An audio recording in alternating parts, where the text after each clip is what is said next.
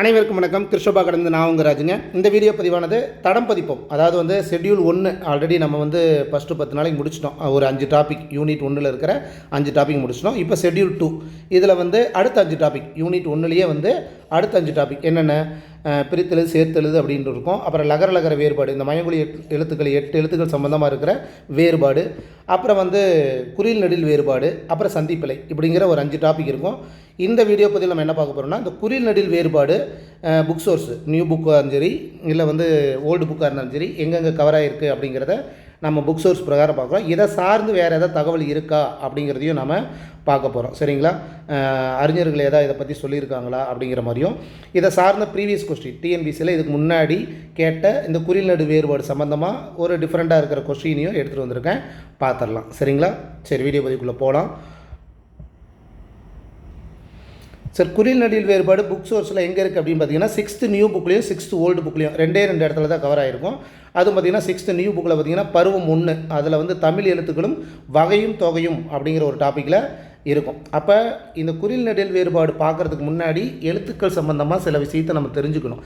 ஏன்னா அதுதான் வந்து இந்த டாப்பிக்கில் கொடுத்துருக்காங்க. அப்போ என்ன சொல்கிறாங்க, எழுத்துக்கள் வந்து தமிழ் மொழியின் இலக்கண வகைகள் மொத்தம் 5 அப்படின்னு நமக்கு தெரியும். எது எழுத்து, சொல், பொருள், யாப்பு, அணி அப்படிங்கிற 5 இலக்கணம் இருக்குது அப்படிங்கிறது தான். சரிங்களா? சரி, ஓகே. இந்த எழுத்து அப்படிங்கிறது ஒளி வடிவமாகவும் வரி வடிவமாகவும் இருக்குது அப்படிங்கிறது தான். அது என்ன ஒளி வடிவம் வரி வடிவம் அப்படிங்கிறது? ஒளி வடிவம்னா உச்சரிப்பில் சவுண்டு வர்றது தான். வரி வடிவம் அப்படிங்கிறது எழுதுறது, நம்ம கையால் எழுதுறது தான் வரி வடிவம் அப்படிங்கிறாங்க. அதை தான் என்னன்னு சொல்லுவாங்க. இதை வந்து இந்த கூற்று காரணம் அடிப்படையில் கேட்கலாம். வாயால் பேசப்பட்டு காதால் கேட்கப்படுவது டேஸ் எழுத்து அப்படிங்கிற மாதிரி கேட்கலாம். அப்போ தெரியணும். வாயால் பேசப்பட்டு காதால் கேட்கப்படுவது சவுண்டு, அதாவது ஒலி எழுத்து. கையால் வரி வரியாக எழுதப்பட்டு கண்ணால் பார்க்கப்படுவது தான் வரி எழுத்து அப்படிம்பாங்க. சரிங்களா?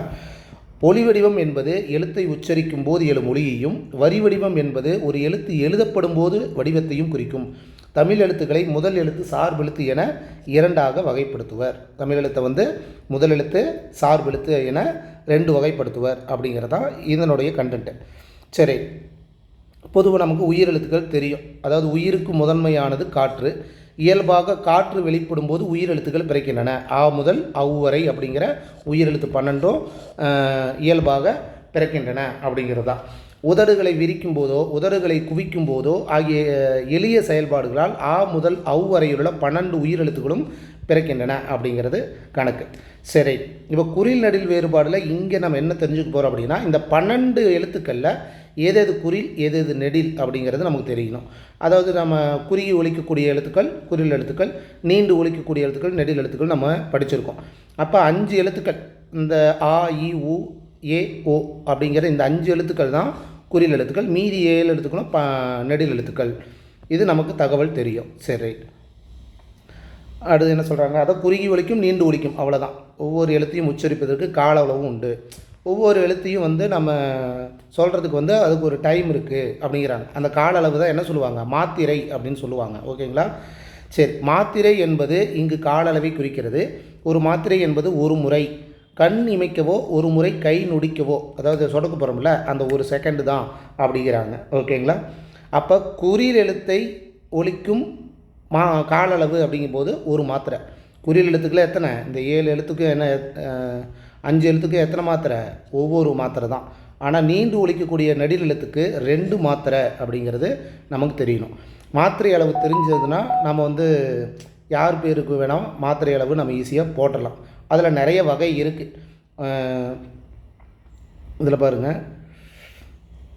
அதாவது உயிர் எழுத்துக்கள், மெய் எழுத்துக்கள், உயிர்மெய் எழுத்துக்கள், ஆயுத எழுத்து அப்படின்ட்டு வகை இருக்குல்ல. அப்போ ஒவ்வொன்றுக்கும் நமக்கு மாத்திரை அளவு தெரிஞ்சிருக்கணும். குறில் எழுத்து தெரியுது, நெடில் எழுத்து தெரியுது, மெய் எழுத்துக்கு எத்தனை மாத்திரைன்னு தெரியணும், ஆயுத எழுத்துக்கு மாத்திரை எத்தனைன்னு தெரியணும். அதேமாதிரி ஐகார குறுக்கும் அவுகார குறுக்கும் அப்படின்ட்டு நிறைய டாபிக் இருக்குது. அதை வந்து நம்ம வரிசையாக ஒன்றா பார்க்கும்போது உங்களுக்கு இப்போ புரியும். சரி, இதில் வந்து 18 மெய்யெழுத்துக்கள் இருக்குது அப்படிங்கிறது நமக்கு தெரியும். அதை வல்லினம், மெல்லினம், இடையினம் அப்படின்ட்டு 3ஆக பிரிப்போம். கரெக்டுங்களா? அந்த 3ஆக பிரிக்கும்போது இதை என்ன சொல்லுவாங்க, வன்மையாக ஒலிக்கும் அப்படிம்பாங்க. இது மென்மையாக ஒலிக்கக்கூடிய எழுத்துக்கள் ஞஞ்சன நமன. எரள வளல அப்படிங்கிறது வன்மையும் இல்லாமல் மென்மையும் இல்லாமல் 2ற்கு இடைப்பட்டு ஒலிக்கின்ற எழுத்துக்கள், அதான் எரள வளல அப்படிங்கிறது. இது புத்தகத்தில் இருக்கிற தகவல் அப்படிங்கிறதுனால புதுசாக படிக்கிறவங்களுக்கு கொஞ்சம் யூஸ்ஃபுல்லாக இருக்கும். அதனால தான் வந்து சொல்லிட்டு வருது. ஒரு நிமிஷம். ஓகே, சரி, ஓகே. இதில் வந்து ஆயுத எழுத்து என்ன சொல்கிறாங்க, தமிழில் உயிர்மெய் எழுத்துக்கள் தவிர ஆயுத எழுத்து அப்படிங்கிறது ஒன்று இருக்குது, அது தெரியும். அப்போ ஆயுத எழுத்தை ஒலிக்க ஆகும் கால அளவு அதுக்கு அப்போ ஆயுத எழுத்துக்கு மாத்திரை என்ன, அரை மாத்திரை அப்படிங்கிறது. அப்போ ஒவ்வொன்றா நமக்கு தெரியணும். உயிர் எழுத்துக்கு எத்தனை மாத்திரை, அதில் குறியில் எழுத்துக்கு எத்தனை மாத்திரை, நெடில் எழுத்துக்கு எத்தனை மாத்திரை, மெய் எழுத்துக்கு எத்தனை மாத்திரை, ஆயுத எழுத்துக்கு எத்தனை மாத்திரை அப்படின்ட்டு. ஓகேங்களா? சரி, ரைட். இந்த ஆயுத எழுத்துக்கு வந்து ஒரு நிறைய பேர் இருக்குது. நம்ம பொதுவாக வந்து 3 புள்ளி முக்கார் புள்ளின்னு சொல்லுவோம், இல்லை ஆயுத எழுத்துன்னு சொல்லுவோம், இல்லைன்னா வந்து வேறு என்ன சொல்லுவோம், அக்கேனம் அப்படிங்கிறது கூட நம்ம பார்த்துருக்கோம். இங்கே பாருங்கள், இத்தனை பேர் இருக்குது. அக்கேனம், அக்கேனம், தனிநிலை அப்படின்னு கூட சொல்லுவாங்க. தனியாக இருக்கிறதுனால தனிநிலை அப்படின்னு சொல்லுவாங்க. புள்ளி அப்படிங்கிறது இருக்குது. ஒற்றுனாலும் புள்ளி தானே. முப்பார் புள்ளி அப்படின்னு சொல்லுவாங்க. நடு ஆயுதம், அதை தான் நடு ஆயுதம் அப்படிம்பாங்க. முற்றாயுதம், முற்றும் ஆயுதம் அப்படிங்கிறது. இங்கே பாருங்கள், அக்கேனம், அக்கேனம், அக்கன்னான்னு சொல்லுவாங்கள்ல, ஆனா அக்கன்னா அப்படிங்கிற அந்த மாதிரி அக்கன்னா அடுப்பெழுத்து அப்படிம்பாங்க. அடுப்பு மாதிரி இருக்கிறதுனால இது அடுப்பெழுத்து அப்படின்னு சொல்லுவாங்க.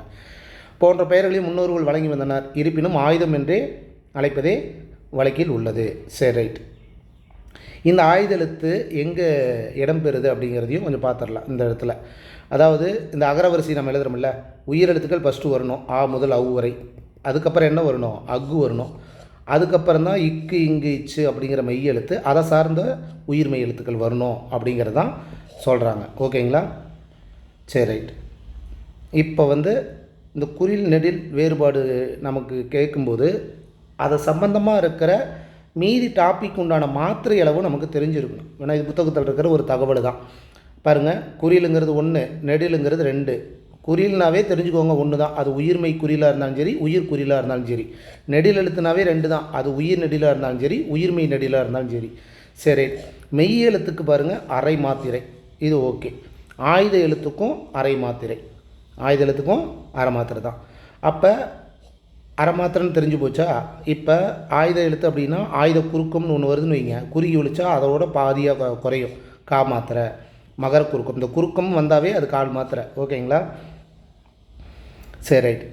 குற்றியல் உகரம் இகரம் ரெண்டுக்குமே வந்து அரை மாத்திரை தான். இந்த பாக்ஸ் வந்து கண்டிப்பாக முக்கியம். வேணால் வந்து மாத்திரை அளவு வச்சு கொஸ்டினாக கேட்பாங்க. சரி, ஐகார குறுக்கம் அப்படிங்கிறது ஐங்கிற பொதுவாக எந்த எழுத்தும் தனித்து நிற்கும்போது அதற்குண்டான மாத்திரை அளவு வரும். நெடிலாக இருந்தால் 2, குறிலாக இருந்தால் 1. ஐ வந்து தனிச்சு நின்றுதுன்னா 2, சொல்லுக்கு முதல்ல வந்தால் 1.5, அப்புறம் இடையிலையும் இறுதியிலையும் நடுவுலையும் கடைசியாக வந்ததுன்னா 1. ஔகார குறுக்கம் அப்படி தான். அவுன்னு தனியாக வந்தால் 2, சொல்லுக்கு வந்ததுன்னா 1.5 அப்படிங்கிறது தான். அவுங்கிற சொல்லுக்கு முதல்ல மட்டும்தானே வரும். அதனால் முற்றியல் உகரம்னாவே கணக்கு போட்டுக்கோங்க, முழுசாக அப்படின்னு நினச்சிக்கோங்க, ஒரு மாத்திரை அப்படின்ட்டு. ஒற்றளபடை, அதாவது ஒற்று மெய் எழுத்து வந்து அரை மாத்திரை, அதை அளவெடுக்கும்போது இன்னொரு அரை மாத்திரையாக சேர்ந்து ஒன்றா மாறும், அவ்வளோதான். அதுதான் வந்து ஒரு மாத்திரை. சரி, உயிரிழப்படை 3, அது எப்படி தெரிஞ்சுக்கலாம்? உயிரிழப்படை நம்ம எப்படி சொல்லுவோம், நெடிலுக்கு குறிலும் குறிலுக்கு நெடிலும் அப்படின்ட்டு சொல்லுவோம். இப்போ நெடில் எழுத்து ப்ளஸ் குறில் எழுத்து தான் வந்து அதில் வரும். சொல்லப்போனால் தொலா அப்படிங்கும்போது ஆ அப்படின்னு வரும். 2 மாத்திரை, நெடில் எழுத்து. ஆங்கிறது குறில் எழுத்து 1 மாத்திரை, 2 + 1 3 மாத்திரை. இதுதான் வந்து என்ன சொல்லுவாங்க, உயிரளபடை. உயிரெழுத்து அளவெடுக்கும்போது 3 மாத்திரையாக வரும் அப்படிங்கிறதையும் தெரிஞ்சுக்கோங்க. சரிங்களா? சரி, பொதுவாக வந்து நம்ம அளபடையில் பார்க்கும்போது நெடில் எழுத்துக்கு அப்புறம் குறில் எழுத்து வரும். கரெக்டுங்களா? ஆ இ இப்படி தான் வந்து பார்ப்போம். தொலார், உரி அப்படிங்கும்போது பார்த்திங்கன்னா எல்லாமே நெடில் எழுத்துக்கு அப்புறம் தான் குறில் எழுத்து வரும். ஆனால் சில இடத்துல என்ன சொல்கிறாங்கன்னா, குற்றெழுத்து நெட்டெழுத்தாக பின் அளவெடுக்கும் அப்படிங்கிறாங்க. அந்த மாதிரி ஒரு சொல் என்ன அப்படிங்கிறத பாருங்களேன். எழுவுதல் அப்படின்னா ஃபஸ்ட்டு நெடில் எழுத்து வருது, அதுக்கப்புறம் குறில் எழுத்து வருது இங்கே. ஓகேங்களா? வரும், குறி, இந்த மாதிரி வந்து நெடில் எழுத்துக்கு அப்புறம் குறில் எழுத்து வரும் அப்படின்ட்டு சொல்கிறாங்க. சரிங்களா? ஆக்சுவலாக இந்த இடத்துல வந்து குறி அப்படின்னு வரணும். ஓகேங்களா? சரி, அடுத்தது என்ன சொல்கிறாங்க, இது புக் பேக் கொஸ்டின். இந்த டாபிக் சம்மந்தமாக இருக்கிற புக் பேக் கொஸ்டின் என்னது? உயிரெழுத்தில் தொடங்கும் 2 மாத்திரை அளவுள்ள சொல். உயிரெழுத்து ஆ முதல் அவு வரை. அதில் என்ன சொல்கிறாங்கன்னா 2 மாத்திரையாக இருக்கணும், அந்த மாதிரி சொல் எது அப்படின்னு கேட்குறாங்க. அப்போ நெடில் எழுத்தை போட்டுட்டோம், இதில் நெடில் எழுத்தை போட்டுட்டோம்னா 2 மாத்திரை ஆகிடும் எடுத்த உடனே. அப்போ 2 மாத்திரை சொல்லாக கேட்குறாங்க. அப்போ ஆ முதல் அவு வரை அப்படிங்கும்போது இந்த உயிரெழுத்தில் தொடங்கணும். ஆல தொடங்குற 2 மாத்திரை எது வரும்? அதுன்னு போடலாம். ஆக்கப்புறம் ஆ போட்டால் 2 மாத்திரை ஆகிடும், அடுத்தது வராது. சரி, அதுங்கிறது ஒரு சொல்லு தானே, ஓகே, இப்படின்னு எழுதலாம். அதுக்கப்புறம் ஈ வச்சு ஒரு சொல்ல போட்டோம்னா என்ன வரும்? இதுன்னு வச்சுக்கலாம். அது இது எப்படின்னா மொத்தத்தில் உயிரெழுத்தில் தொடங்கணும், அது 2 மாத்திரையாக இருக்கணும். இது ஒரு மாத்திரை, இது ஒரு மாத்திரை, அந்த மாதிரி வந்து ஒரு சொல். ஓகேங்களா? வேறு சொல் வந்து நம்ம டிஃப்ரெண்ட்டாக பார்த்துக்கலாம். 2 மாத்திரை அளவுள்ள ஓரெழுத்து சொல் கேட்குறாங்க. இப்போ ஓரெழுத்து சொல் என்னென்ன வரும்? பூங்கிறது நெடில் எழுத்து 2 மாத்திரை, சரியாக போச்சு. கை அப்படிங்கிறது 2 மாத்திரை. அந்த மாதிரி வந்து வா அப்படிங்கிறதும் 2 மாத்திரை தான். ஓகே, அப்போ ஓரெழுத்து சொல் வந்து இந்த மாதிரி தெரிஞ்சுக்கலாம். ஆயுத எழுத்து இடம்பெறும் 2 மாத்திரை அளவுள்ள சொல் அப்படிங்கிறாங்க. அப்போ ஆயுத எழுத்து இடம்பெறணும், ஆயுத எழுத்து நடுவில் வரும். அக்துன்னு போகிறோன்னு வைங்களேன், ஆ இக் து எத்தனை மாத்திரை சொல்கிறாங்க? 2.5 மாத்திரை சொல்கிறாங்க. ஆ வந்து குறில் 1 மாத்திரை, இது வந்து அரை மாத்திரை, தூ வந்து 1 மாத்திரை, அப்போ 2.5 மாத்திரை, சரியாக போச்சு. இன்னொரு சொல் பார்க்கலாமா? எக்கு. ஏங்கிறது 1 மாத்திரை, இது வந்து அரை மாத்திரை, கூங்கிறது 1 மாத்திரை, அப்போ 2.5 மாத்திரை. அப்போ இந்த மாதிரி வந்து கேட்டிருந்தாலும் ஆப்ஷன் கொடுத்து கேட்பாங்க. ஆயுத எழுத்து இடம்பெறும் 2 மாத்திரை அளவில் சொல்லுதுன்ட்டு கீழே ஆப்ஷன் கொடுத்துருப்பாங்க. அதை கரெக்டாக நம்ம வந்து சூஸ் பண்ணணும். ஓகேங்களா? சரி, ரைட். ஆக மொத்தம் இந்த பாக்ஸ் வந்து எழுத்துக்கள் சம்மந்தமாக தெரிஞ்சுக்கணும். பாருங்கள், உயிர் எழுத்துக்கள்னால் 12, குறில் எழுத்து அதாவது அதில் 5 வந்து குறில் எழுத்து, நெடில் எழுத்து வந்து 7, அது வந்து 1 மாத்திரை குறில் எழுத்துக்கு, நெடில் எழுத்துக்கு 2 மாத்திரை அப்படிங்கிறது. அப்போ மெய் எழுத்துக்கள் மொத்தம் 18 இருக்குது. அதை வல்லினம் மெல்லினம் இறையணும் அப்படின்னு 3ஆக பிரிப்பாங்க. இவை மெய் எழுத்துக்கள் 18க்குமே அரை மாத்திரை தான் அப்படிங்கிறதையும் தெரிஞ்சுக்கணும். அப்புறம் உயிர்மெய் எழுத்துக்கள் 216 அப்படிங்கிறது நமக்கு தெரியும். அதில் 90 எழுத்துக்கள் வந்து உயிர்மெய் குறில் எழுத்துக்கள், 126 எழுத்துக்கள் வந்து உயிர்மெய் நெடில் எழுத்துக்கள் அப்படின்ட்டு. நமக்கு 5 குறில் 7 நெடில் தெரியும், கரெக்டுங்களா? அப்போ 18 மெய் அவ்வளோதான், பெருக்கினீங்கனாவே தெரிஞ்சு போயிடும். I × 18 எவ்வளவு? 90 அப்படின்ட்டு. அது குறில் எழுத்துக்கள். 7 × 18 அப்படிங்கும்போது 126, அது நெடில் எழுத்துக்கள், உயிர்மெய் நெடில் எழுத்துக்கள் அப்படின்ட்டு தெரிஞ்சுக்கணும். ஓகேங்களா? ஆயுத எழுத்துக்கு மாத்திரை அளவு 1, அரை மாத்திரை, கரெக்டுங்களா? ஆயுத எழுத்துக்கு அரை மாத்திரை தான், ஒன்றுன்னு கொடுக்குவோம், அரை மாத்திரை தான் வரும், அது தப்பு. சரி, இப்போ இதை சார்ந்து வந்து அவுட் சோர்ஸ் மெட்டீரியலில் எதாவது கொடுத்துருக்குறாங்களா அப்படின்னு நான் பார்க்கும்போது ஒரு அவுட் சோர்ஸில் கொடுத்துருக்காங்க. சரி, அது என்ன தகவல் அப்படிங்கிறத நான் வந்து கொண்டு வந்திருக்கேன். இது எளிமையாக உங்களுக்கு பார்க்கும்போது நான் வேறு மாதிரி பிக்சராக கொண்டு வந்திருக்கிறேன், அதை பார்த்துடலாம். அதாவது வீரமாமுனிவருக்கு முன் இருந்த புள்ளி முறை அப்படின்ட்டு ஒன்று இருக்குது. வீரமாமுனிவர் என்ன பண்ணார்னா, எழுத்துக்களில் சில சீர்திருத்தம் பண்ணார். ஓலைச்சுவடிகளில் புள்ளிகள் தான் நெடிலையும் மற்ற ஒலிகளையும் குறிக்க பயன்பட்டன அப்படிங்கிறது.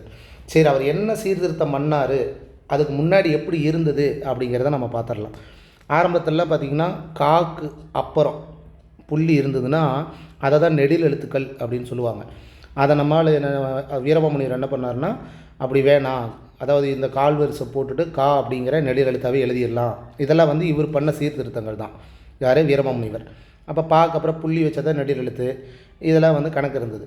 மாக்கு முன்னாடி இப்போ இந்த இடத்துல நீங்கள் ஒன்று தெரிஞ்சுக்கணும். கொஸ்டினில் வந்து ஒரு எழுத்துக்கு முன் எழுத்துக்கு பின் அப்படின்ட்டு கொஸ்டின் இருக்கும். இந்த எகர வரிசைக்கு பின்னால், ஒகர வரிசைக்கு முன்னே அப்படிங்கிற மாதிரி எழுத்துக்கு முன் பின் அப்படின்னு இருக்கும். நம்ம எடுத்த உடனே பொதுவாக நம்ம என்ன சொல்லுவோம், இப்போ கான்னு ஒன்று இருக்குன்னு வைங்களேன், எழுத்துக்கு முன்னாடி அப்படின்னா காதுன்னு இருக்குன்னு வைங்க. எழுத்துக்கு முன்னாடின்னா என்ன சொல்லுவீங்க? நம்ம இதை தானே யோசிப்போம். அது கிடையாது. அதாவது ஒரு புள்ளி, ஒரு எழுத்து இருக்குது, அதுக்கு முன்னாடி அப்படின்னா இங்கே, பின்னாடி அப்படின்னா இங்கே, அதாவது அதுக்கப்புறம் வர எழுத்துக்களை தான் பின்னாடி அப்படிம்பாங்க. இதில் வந்து கொஞ்சம் கவனம் வேணும், ஆனால் நமக்கு தெரியாது. இப்போ பாருங்கள், எழுத்தின் முன்னே இரட்டை புள்ளி வைத்தால் அது ஐகார வரிசை. எழுத்தின் முன்னே அப்படின்னா நம்ம என்ன யோசிப்போம்? பொதுவாகவே முன்னாடி தானே யோசிப்போம். முன்னாடிங்கிறது இங்கே. அப்போ எழுத்துக்கு முன்னாடி 2 புள்ளி இருந்தால் அது ஐகார வரிசை. எழுத்துக்கு பின்னால் அப்படின்னா அதுக்கப்புறம், எழுத்துக்கு அப்புறம் அதை தான் பின்னால்ங்கிறாங்க. அப்படி வந்து 2 புள்ளி வச்சா அதை ஔகார வரிசை அப்படிம்பாங்க. ஓகேங்களா? முன்பின் அப்படிங்கிறது கொஞ்சம் குழப்பிக்க வேணாம், தெரிஞ்சுக்கோங்க. சரி ரைட். அப்போல்லாம் என்ன பண்ணுறாங்கன்னா பாக்கு இதை நம்ம இப்போம்போம். அப்போ வந்து என்ன சொல்கிறாங்கன்னா மா அப்படின்னு சொல்கிறாங்க. பகர எழுத்தின் உள்ளே புள்ளி வைத்தால் அது மகரம் அப்படின்ட்டு. ஓகேங்களா? சரி ரைட். இது வந்து யார்? வீரமாமுனிவர் இருக்கும்போது செய்த தீர்த்தம் தான். அவர் இன்னொன்று பண்ணியிருக்கிறார். இந்த புள்ளிகளால் ஏற்பட்ட குழப்பத்தை போக்க வீரமாமுனிவர் கொண்டு வந்த புதிய வடிவம் ஏ அப்படிங்கிறத என்ன பண்ணார்னா அடியில் ஒரு கோடை போட்டு ஏவாக மாற்றினவர் இவர் தான். ஓங்கிறத நெடிலாக மாற்றினவர் இவர் தான். கேக்கு ரெட்டை கொம்பு போட்டதும் இவர் தான். கோக்கும் இரட்டை கொம்புடன் கால் சேர்த்து அறிமுகப்படுத்ததும் இவர் தான். ஓகேங்களா? சரி. தந்தை பெரியார் அவர் என்ன பண்ணார் அப்படின்னா அவர் ஒரு எழுத்து சீர்திருத்தம் பண்ணியிருக்கிறார். ஆரம்பத்தில் வந்து அதாவது இப்படி இருக்கும் அந்த எழுத்துக்கள். இன்னும் கூட நம்ம ஓலைச்சுவடி அது இதெல்லாம் பார்த்துருப்போம். இந்த மாதிரி எழுத்துக்கள் தான் இருக்கும். இப்படின்னா என்னது நான் அப்படின்னு அர்த்தம். அப்போ அண்ணா அப்படின்னா இப்படி தான் எழுதுவாங்க ஆரம்பத்தில். இதை என்ன பண்ணார்னா இல்லை இதுக்கு வந்து கொஞ்சம் சீர்திருத்தம் பண்ணணும் அப்படின்ட்டு பெரியார் தான் வந்து என்ன பண்ணார் கால் போட்டு நான் ரா அப்படின்ட்டு நெடில் கால் தனியாக பிரித்தார். ஓகேங்களா? இதை பண்ணது யார்? தந்தை பெரியார் அப்படிங்கிறது தெரிஞ்சுக்கோங்க. நெடில் எழுத்துக்கள் குறில் எழுத்துக்கள் சம்மந்தமாக சில வித்தியாசம் இருக்குது. இந்த மாதிரி எழுத்து சீர்திருத்தம் பண்ணது எல்லாமே இவர் தான் அப்படிங்கிறதையும் தெரிஞ்சுக்கோங்க. சரி. பொதுவாக பாருங்கள், இப்போ நம்ம உயிர்மெய் எழுத்துக்கள் இப்போ கா அப்படிங்கிறது என்ன சொல்லுவோம்? உயிர்மெய் எழுத்துக்கள் சொல்லுவோம். இதே சா அப்படிங்கிறது என்ன சொல்லுவோம்? உயிர்மெய் எழுத்துக்கள் சொல்லுவோம். ஏன் உயிர்மெய்ன்னு சொல்கிறோம்? காவை பிரித்தோம்னா இக்கு ப்ளஸ் ஆ அப்படின்னு வருமா? கரெக்டு தானே? ஆக்சுவலாக இது மெய் எழுத்து, அப்புறம் உயிர் எழுத்து. சொல்லும்போது மெய் உயிர்னு சொல்லலாம்ல. ஏன் உயிர் மெய்ன்னு சொல்கிறாங்க அப்படின்னு கேட்டால் உயிரெழுத்து தான் நமக்கு அடிப்படையே ஆரம்பமே. அதனால் வந்து உயிரெழுத்து சார்ந்து தான் மெய் எழுத்து வந்தது அப்படிங்கிறதுனால என்ன சொல்லுவாங்கன்னா உயிர் மெய் அப்படின்ட்டு தான் வந்து சொல்லுவாங்க. பாருங்கள், மெய் ப்ளஸ் உயிர் மெய் உயிர் அப்படின்னு நம்ம எழுதாமல் உயிர் மெய் அப்படின்ட்டு தான் நம்ம சொல்கிறோம். ஓகேங்களா? சரி. இதில் உயிரும் மெய்யும் சேர்ந்த ஒளி வடிவம் அப்படிங்கிறது நமக்கு தெரியும். உயிர்மெய்ங்கிறது உயிரெழுத்து இருக்கும், மெய் எழுத்து இருக்கும். அது சேர்ந்த ஒளி வடிவம் தான் உயிர்மெய் எழுத்து. இது தெரியும். வரி வடிவம் எதை வச்சு ஒத்து இருக்கும் அப்படின்னா மெய் எழுத்தை ஒத்தி இருக்கும் அப்படிங்கிறாங்க. அது என்ன வரி வடிவம் மெய் எழுத்தை ஒத்தி இருக்கும் அப்படின்னு சில பேருக்கு புரியல. அப்படின்னா அதாவது இக்கு ப்ளஸ் ஆ அப்படிங்கிற மெய் எழுத்தும் உயிரெழுத்தும் இருக்குது. அதனுடைய வரி வடிவம் எழுதுகிற வடிவம் எதை சார்ந்து இருக்கும் அப்படின்னா மெய் எழுத்து சார்ந்து தான் இருக்கும் அப்படிங்கிறாங்க. ஓகேங்களா? சரி. மாத்திரை அளவு, இதனுடைய மாத்திரை அளவு, இந்த கா அப்படிங்கிற மாத்திரை அளவு எதை சார்ந்து இருக்கும் அப்படின்னா உயிரெழுத்து சார்ந்து தான் வரும் அப்படிங்கிறாங்க. உயிரெழுத்து தான் ஒத்தி இருக்கும் அப்படிங்கிறது புரியுதுங்களா? அதாவது மெய் எழுத்துக்கு அரை மாத்திரை, உயிரெழுத்துக்கு எத்தனை மாத்திரை? இது குறியில் எழுத்தாக இருந்தால் ஒரு மாத்திரை. கரெக்டு தானே? அப்போ கா அப்படிங்கிற குறியில் எழுத்துக்கும் ஒரு மாத்திரை தான். ஏன் 1.5 மாத்திரைன்னு நம்ம சொல்லலாம்ல? சொல்கிறது இல்லை. ஏன்? கா அப்படின்னா குறியில் எழுத்து முடிஞ்சு போச்சு. குறியில் எழுத்துனா ஒரு மாத்திரை. ஏன் அதை சொல்கிறாங்கன்னா இதில் வந்து உயிரெழுத்து தான் ஒத்தி இருக்கும் அப்படிங்கிறாங்க. புரியுதுங்களா? முதல் எழுத்தை சார்ந்து வருவதால் இதை சார்பு எழுத்து அப்படின்னு சொல்லுவாங்க. ஓகேங்களா? சரி, ஓகே. ஆயுதம் சம்மந்தமாக நம்ம தனியாக பார்த்துட்டோம். இன்னொன்று அது தனித்து இயங்காது அப்படிங்கிறது நமக்கு தெரியும். இதில் இன்னொரு விஷயம் வந்து கொஸ்டின் கேட்பாங்க. அதாவது வந்து ஒன்று முப்பாற்புள்ளி தனிநிலை இதெல்லாம் வந்து நமக்கு தெரிஞ்சுக்கணும். தனக்கு முன் குறிலும் தனக்கு பின் வல்லின உயிர்மையும் பெற்று இடையில் வரும் எழுத்து அப்படின்னா அதாவது ஆயுத எழுத்து அப்படின்னு சொல்லணும். அதாவது தனக்கு முன் இப்போ ஆயுத எழுத்து இருக்குது. தனக்கு முன் குறிலும் அப்படின்னா நீங்கள் எங்கே போடணும்? இங்கே தான் வந்து போடணும். கரெக்டு தானே? தனக்கு முன் குறிலும் அப்படிங்கன்னா இங்கே குறில் எழுத்து இருக்கணும். தனக்கு பின் வல்லின உயிர்மையும், அதாவது அதுக்கப்புறம் தனக்கு பின் அப்படிங்கிற வல்லின உயிர்மைன்னா என்னது? கசட தபர அப்படிங்கிற அந்த எழுத்து அதான வல்லின உயிர்மையே. அப்படிங்கும்போது கசட தபர ஏதோ ஒன்று வரணும், அந்த வரிசை எழுத்துக்கள். அதை தான் வந்து இங்கே எக்ஸாம்பிளாக கொடுத்துருக்காங்க. ஏ அப்படிங்கிற ஒரு குறிலும் வரும், வல்லின உயிர்மையும் தான் வரும் அப்படிங்கிறாங்க. ஓகேங்களா? இது தெரிஞ்சுக்கோங்க. சரி, ரைட். இப்போ தான் வந்து ஓல்டு புக்கில் இந்த குறில் நெடில் வேறுபாடு சம்மந்தமாக என்ன சொல்கிறாங்க அப்படிங்கிறது. பொதுவாக குறில் நெடில் வேறுபாடெல்லாம் ஒன்றும் இல்லைங்க. குறில் எழுத்து நெடில் எழுத்து அது இந்த எக்ஸாம்பிளில் பார்க்கும்போது நான் சொல்லிடுறேன். இருந்தாலும் புத்தகத்தாவது பார்த்துடலாம். சரிங்களா? என்ன சொல்கிறாங்க? குறில் நெடில்னா என்ன? ஓடோடி வந்தான் அப்படிங்கிறாங்க. இதை மெய் எழுத்தை தூக்கிடுறாங்க. என்னென்ன இருக்குது? இந்து இன்னு மீதி எது குறியில் நெடில் இது நமக்கு தெரிஞ்சிடும். டக்குன்னு சொல்லிடலாம். ஓங்கிறது நெடில், டோங்கிறது நெடில், டி அப்படிங்கிறது குறியில், வாங்கிறது குறியில், தா அப்படிங்கிறது நெடில் அப்படின்ட்டு அதனுடைய மாத்திரை அளவு தெரியணும் அப்படிங்கிறதான் இதை கொண்டு வந்திருக்காங்க. அது ஒன்றும் பெருசாக தேவையில்லை. ஒற்றை கொம்பு இரட்டை கொம்பு நமக்கு தெரியும். சே அப்படிங்கிறது ஒற்றை கொம்பு, சே அப்படிங்கிறது இரட்டை கொம்பு. கரெக்டு தானே? ஆனால் இதை வச்சு தான் கேட்பாங்க. இப்போ இதில் இன்னொன்று நம்ம தெரிஞ்சுக்கணும். இது ஒற்றை கொம்பு, இது நமக்கு தெரிஞ்சது தான். இங்கே ஓ அப்படிங்கிற உயிரெழுத்து இருக்குது. உயிரெழுத்துக்கு முன்னாடி ஆயுத எழுத்து போட்ட இஃது அப்படிங்கிறதா வரணும். கரெக்டாக? இது அப்படின்னு வரக்கூடாது. இது வந்து அங்கே என்ன வரணும்? உயிர்மை எழுத்து தான் வரணும். கரெக்டுங்களா? சரி, ரைட். அதேமாரி இதனை செய் அப்படிங்கும்போது இங்கே என்ன நம்ம தெரிஞ்சுக்கலாம்? அதனை இதனை எதனை அப்படிங்கும்போது அந்த இடத்துல இச்சு வந்திருக்கு, வள்ளினா மிகுந்திருக்கு. ஏன் மிகுந்திருக்கு? இதன் ப்ளஸ் ஐ அப்படிங்கிற இரண்டாம் வேற்றுமை உறுப்பு வெளிப்பட்டுருக்கிறதுனால வள்ளினா மிகுந்திருக்கு அப்படிங்கிறத நம்ம தெரிஞ்சுக்கலாம். கரெக்டு தானே? சரி, ஓகே. வேற என்ன? செடி, ஒற்றை கொம்பு செடி, இது ஒன்றும் பெருசாக நம்ம ஈஸியாக கண்டுபிடிச்சிடலாம். ஒற்றை கொம்பு இரட்டை கொம்புகளோடு துணை எழுத்து சேரும்போது ஏற்படும் மாற்றங்களை கண்டுபிடிக்கும் அப்படிங்கிறாங்க. இக்கு ப்ளஸ் ஓ ஓ, இக்கு ப்ளஸ் ஓ ஓ, ஓகே. குறில் நெடில் இதெல்லாம் வந்து நம்ம ஈஸியாக வந்து அனலைஸ் பண்ணிடலாம். அமுதன் டேஸ் குடித்தான்னா என்னது? பால் குடித்தான். தென்றல் பாடம் படித்தால், சிற்பி சிலை செதுக்கினால், கடையேழு வள்ளல்கள் ஒருவர் பாரி, முகிலன் பாட்டி கதை கூறுவார். ஓகே.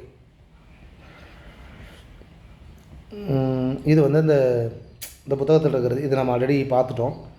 சரி, இப்போ குறில் நெடில் வேறுபாடுவா ஃபஸ்ட்டு நம்ம என்ன பார்க்கணும் அப்படின்னா, அதாவது பரி பாரி அப்படின்னு கொடுத்துருப்பாங்க.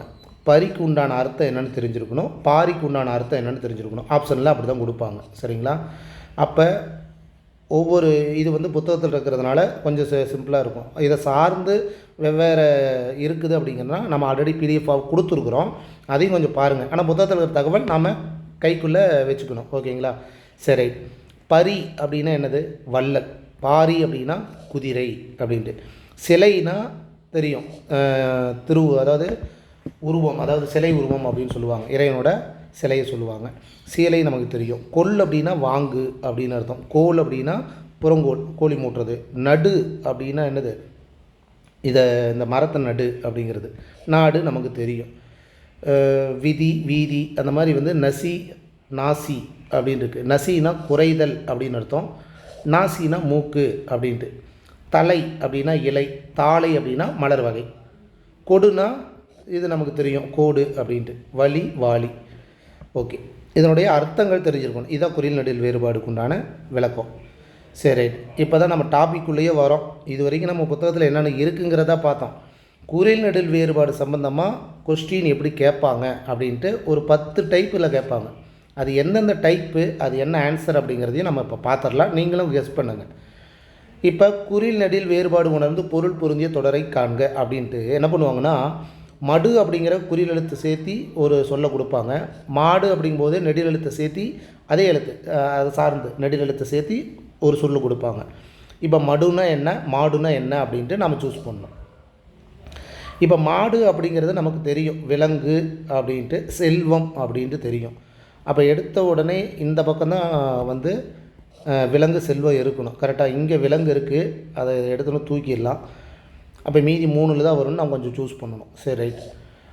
விலங்கு ஓகே. மடுனா மக்களா நீர்நிலையா அப்படின்னா, மடுனா நீர்நிலை அப்படின்னு தான் அர்த்தம். அப்போ நீர்நிலை செல்வம் அப்படிங்கிற இந்த ஆப்ஷன் தான் கரெக்ட். ஓகேங்களா? சரி, ரைட். சிலை சீலை இந்த மாதிரி கொடுப்பாங்க. குறில் நெடில் மாற்றம் அறிந்து இது ஒரு ஆப்ஷன். அப்போ சிலைனா இறைவன் திருவுருவம், சீலைனா துணி. இது ஓகே, இது நம்ம ஈஸியாக கண்டுபிடிச்சிக்கலாம். இன்னொரு ஆப்ஷன் எப்படி கொடுப்பாங்க அப்படின்னா, ஒரு 4 சொற்களை குறில் நெடில் சேர்ந்த சொற்களை கொடுத்துட்டு இதில் தவறான இணை அப்படின்னு கேட்பாங்க. இது 2வது டைப்பு. எப்படி நம்ம தெரிஞ்சுக்கணும், குறில் எழுத்து நெடில் எழுத்து கரெக்டாக இருக்கா. மற்றபடி சொற்களை நம்ம வந்து படிக்கணும் அவசியம் இல்லை.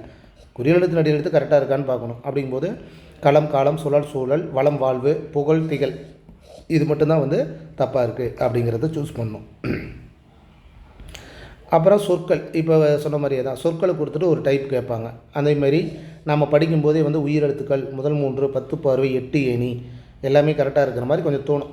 அப்போ நம்ம ஃபஸ்ட்டு எழுத்து கரெக்டாக இருக்கான்னு பார்த்தாவே இது தப்பாக இருக்குது, ஊஏ அப்படின்ட்டு இருக்குது. அப்போ இதுதான் தப்பு, உயிரெழுத்துக்கள் அப்படின்ட்டு. அப்புறம் அதேமாதிரி அதே டைப்பில் இன்னொரு கொஸ்டின், அறம்பொருள் உணவு ஊதல் எறும்பு ஏணி இன்பம் ஈகை இதில் எது குறில் நெடில் தப்பாக இருக்குது? அறம் பொருள். வேணா இதில் ஆறு இருக்குது, இதில் போ இருக்குது அப்படின்ட்டு. இன்னொரு டைப் வந்து இது 3வது டைப்பு. என்ன பண்ணுவாங்கன்னா, ஒரு fill in the blanks அந்த அடிப்படையில் கேட்பாங்க. அப்போ வந்து எதுக்கு வந்து எந்த இது வரணும் அப்படிங்கிற மாதிரி எப்படி வலையை அப்போ ஒவ்வொன்றா நம்ம பார்க்கணும். கரெக்டுங்களா? வலையை வலை மறைத்தார்கள், வலையால் மறைத்தார்கள் வராது. மலையை மலையால் மறைத்தார்கள் வராது. அலையை அலையால் மறைத்தார்கள் வராது. சிலையை ஓகே சிலையை சீலையால் துணியால் மறைத்தார்கள். அப்படிங்கும்போது இந்த மாதிரி நாம் கெஸ் பண்ணி போடணும். இது ஈஸியாக இருக்கிறதுனால சொல்கிறேன். இதெல்லாம் ப்ரீவியஸ் கேட்ட கொஸ்டின் தான். இந்த மாதிரி தான் டைப் வரும். கொஞ்சம் வித்தியாசமாக கேட்பாங்க, வேறு ஒன்றும் இல்லை. அதேமாரி படலை அப்படின்னா என்ன அர்த்தம், பாடலை அப்படின்னா என்ன அர்த்தம். படலை அப்படிங்கிறது ஆக்சுவலாக பார்த்திங்கன்னா என்னது, மாலை அப்படின்னு அர்த்தம். ஓகேங்களா? படலை மாலை அப்படின்னு கேள்விப்பட்டிருப்பீங்க. அப்போ பாடலை அப்படின்னா பாடல் நமக்கு தெரிஞ்சிருக்கும். ஆனால் மிடற்றுப்பாடல் அப்படிங்கிறது ஒன்று இருக்குது. ஓகேங்களா? மிடற்றுப்பாடல் அந்த யாழ் அப்படிங்கிற ஒரு நரம்பு கருவி கொண்டு பாடுற பாட்டை என்ன சொல்லுவாங்கன்னா மிடற்றுப்பாடல் அப்படின்னு சொல்லுவாங்க. ஓகேங்களா? வண்டுரையும் கூந்தல் வடிக்கண்ணால் பாடினால் வெண்டுரையும் செந்துரையும் வேற்றுமையாக கண்டறியா கிண்ணரம் போல சினையமைந்த தீந்துடையால் அந்நாட்டில் அச்சுவையும் ஆய்ந்து என்று வெண்பா ஒருத்தி வெண்டுரை அதாவது வெண்துறை பாட்டும் செந்துரை பாட்டும் கூறுகின்றது. இங்கே பாடுதல் மிடற்று பாடல் அப்படிங்கிறது. இந்த பாடலை கேட்டு என்ன பாடல்னு கேட்டால் கூட தெரிஞ்சுக்கோங்க. வண்டுரையும் கூந்தல் வடிக்கண்ணால் பாடினால் வெண்டுரையும். சரி, இன்னொரு டைப் என்ன, ஈஸியாக இருக்கிற மாதிரி இருக்கும், ஆனால் அதில் தான் நம்ம தப்பு பண்ணுவோம். இது பாருங்கள், குறியல் நெடில் அடிப்படையில் சரியான இணையை தேர்வு செய்க அப்படிங்கிறாங்க. நம்ம இப்போ சரியான இணை அப்படின்னா சேசோ இதுதான் கரெக்டாக இருக்குன்னு டக்குன்னு நம்ம வந்து ஆன்சர் பண்ணுறதுக்கு ஒரு சில சான்ஸ் இருக்குது. அப்படி பார்க்கக்கூடாது. ஆக்சுவலாக வந்து இதில் எது சரியான இணை அப்படிங்கும்போது ஆ பா பே பே இது மட்டும்தான் கரெக்டாக இருக்குது. பெரு பேர் தா கா சே சோன்னு கொடுத்துருக்காங்க. ஆக்சுவலாக குறியில் என்ன, இந்த சே நெடில் என்ன, இதுதான் கரெக்டு தானே. அப்போ சோ வரணும், சோ வரணும், இதுதான குறியில் நெடில். இந்த மாதிரி தான் கொஞ்சம் வித்தியாசமாக வந்து கேட்பாங்க. இது வந்து ப்ரீவியஸ் கொஸ்டின் தான். ஆன்சர் வந்து ஆப்ஷன் சி தான். குறியில் நெடில் அடிப்படையில் தவறான இணை அப்படிங்கிறாங்க. ஆக்சுவலாக வந்து ஃபஸ்ட்டு குறியில் வரணும், அதுக்கப்புறம் தான் நெடில் வரணும். கரெக்டு தானே. இந்த மாதிரியும் கேட்பாங்க. பாருங்கள், வீடு வீடு, வி குறில் வி நெடில், பெரு பேரு, கோல் கேல். ஆக்சுவலாக வந்து இதுதான் தப்பு. கரெக்டாக கோ அப்படிங்கிறது நெடில், அதுவும் தப்பு. கே அப்படிங்கிறது நெடில், அப்போ இதுதான் தப்பு. மீ மீ இது கரெக்டாக இருக்குது. அப்புறம் குறில் நெடில் அப்படிங்கிற ஒரு சொற்களை கொடுத்துருவாங்கன்னு வைங்களேன். குறில் சார்ந்த ஒரு சொல், நெடில் சார்ந்த ஒரு சொல், வாக்கியத்தில் எது கரெக்டாக இருக்குது அப்படிங்கிற மாதிரி கேட்பாங்க. அப்போ கல் விழுந்து காலில் காயமானது ரெண்டுமே அதில் இருக்கணும், வரிசையாக இருக்கணும், அதை பார்க்கணும். அப்போ கால் அப்படிங்கிறது இங்கே இருக்குது, இதை தூக்கிடலாம். இங்கேயும் கால் இருக்குது. அப்போ இந்த ரெண்டில் தான் ஏதோ ஒன்று வரும் அப்படிங்கிற மாதிரி நம்ம கன்ஃபார்ம் பண்ணிக்கணும். முதல் ஆப்ஷனை தூக்கிடலாம். சரி, ஓகே. கல் விழுந்து கால் ரெண்டுமே வந்துருச்சு. கல் என்பது மனித உடலின் ஒரு உறுப்பு, அது எப்படி வராது? ஆப்ஷன் ஏ தான். அடுத்தது என்ன சொல்கிறாங்க, வலை வாழை அப்படின்னா என்ன, வலைனா மீன் வலை அப்படின்ட்டு ஒரு பக்கம் கரெக்டாகவே கொடுத்துருவாங்க எல்லாத்தையுமே. ஓகேங்களா? இந்த பக்கம் இருக்கிற வாழைக்கு மட்டும்தான் நம்ம சூஸ் பண்ணணும், அது மட்டும்தான். இது கொஞ்சம் ஈஸியாக நம்ம சூஸ் பண்ணலாம். வாழை அப்படின்னா என்ன அப்படின்னு தெரிஞ்சாவே போதும். வாழை அப்படின்னா இளம்பெண் அப்படின்னு அர்த்தம். ஆப்ஷன் சி தான். இன்னொரு வாழைன்னா மீன் வகை இருக்குது, அதுக்கு வந்து வேறு வரும், வேறு எல்லை வரும். கொடு கோடு என்னும் சொற்களின் அடிப்படையில் தவறான பொருள் தரும் வாக்கியத்தினை கண்டறிக இப்படி கேட்பாங்க. முன்ன வந்து ஆப்ஷனை கொடுப்பாங்கள்ல, இப்போ வந்து இது கரெக்டாக இருக்கா அப்படிங்கிற மாதிரி கேட்பாங்க.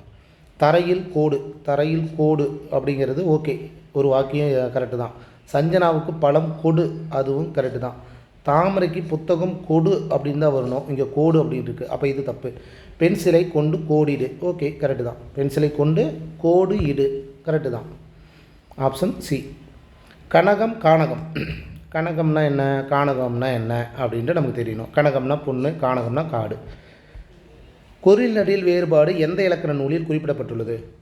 தொல்காப்பியம். தெரிஞ்சுக்கோங்க, எந்த இலக்கண நூல் அப்படின்னா தொல்காப்பியம் அப்படின்ட்டு. குறில் மற்றும் நெடில் வேறுபாட்டின் அடிப்படை என்ன, பேசிக் என்ன அப்படிங்கிறாங்க. அதாவது சவுண்டு தான். குறிலுக்கும் நெடிலுக்கும் அடிப்படையாக டிஃப்ரெண்ட் என்ன அப்படின்னா சவுண்டு தான். ஆ அப்படிங்கிறது குறித்து சொல்லுவோம், ஆ அப்படிங்கிறது நெடில், அந்த சவுண்டு தான் அடிப்படை அப்படின்ட்டு தெரிஞ்சுக்கோங்க. சரி, இப்போ கொஸ்டின் ஒவ்வொரு டைப் நம்ம பார்த்துட்டோம். ஆப்ஷனில் ஒரு சில டைப் வைப்பாங்க. இந்த டாப்பிக்குன்னு சொல்லலை, பொதுவாகவே ஆப்ஷனில் ஒரு சில டைம் வந்து ஒரு வித்தியாசமான டைப் வைப்பாங்க. இது ப்ரீவியஸ் கொஸ்டின் பாருங்கள். பொதுவாக வந்து செய்யினா என்ன, செய்யினா என்ன, இந்த ஆப்ஷனை நம்ம சூஸ் பண்ணுவோம். கரெக்டுங்களா? செய்யினா இந்த இடத்துல என்னென்னா செயல், சேயினா குழந்தை அப்படின்ட்டு அர்த்தம்.